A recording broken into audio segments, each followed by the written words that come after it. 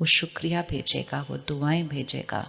जो शुक्रिया और दुआएं कमाते रहेंगे सारा दिन, उनके शरीर में बीमारी होगी भी ना तो भी वो भी ठीक होने लग जाएगी, क्योंकि दूसरों की शुक्रिया और दुआएं की वाइब्रेशन उनके पास आती जाएंगी।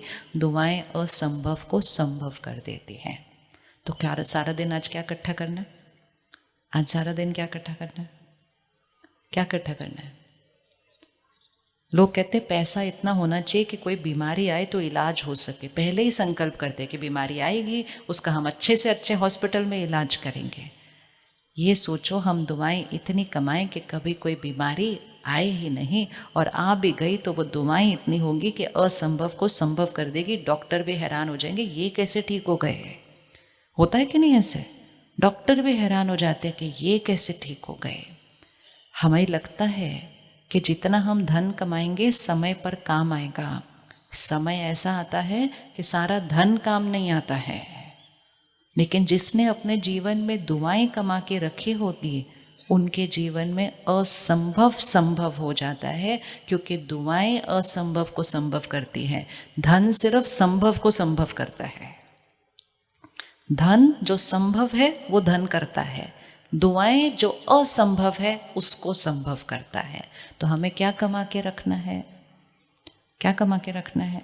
दुआएं। कैसे कमाएंगे? दुआएं सिर्फ वो नहीं होती जो चैरिटी करके, सेवा करके, डोनेशन देके दुआएं कमाई जाती हैं। दुआएं मतलब सारा दिन हर एक के साथ मेरा व्यवहार।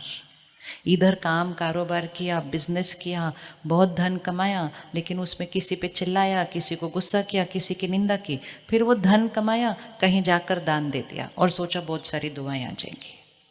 दान दिया वो तो बहुत अच्छी बात है, दुआएं आएंगी, लेकिन जिनको चिल्लाया उनकी तो दुआएं नहीं आएंगी ना, उनसे दुआओं की ऑपोजिट आएगी। तो आजकल जब किसी के भी जीवन में कुछ थोड़ा सा ऊपर नीचे होता है ना, कहते किसी की नज़र लगी है, और फिर अपने घर के बाद वो काले काले चेहरे लटका देते हैं कि ये काला चेहरा हमारे घर को किसी की नज़र से बचा देगा। किसी की नज़र नहीं लगती है। नज़र अर्थात कुछ अच्छी एनर्जी मेरे पास नहीं आई है, लेकिन वो अच्छी एनर्जी जो मेरे पास नहीं आती है वो मेरे ही कर्म का परिणाम होता है, और दुआ भी जो मेरे पास आती है वो भी मेरे ही कर्म का परिणाम होता है। तो अपने कर्म को श्रेष्ठ बना ले, किसी की नज़र लगने का डर कभी करना ही नहीं पड़ेगा।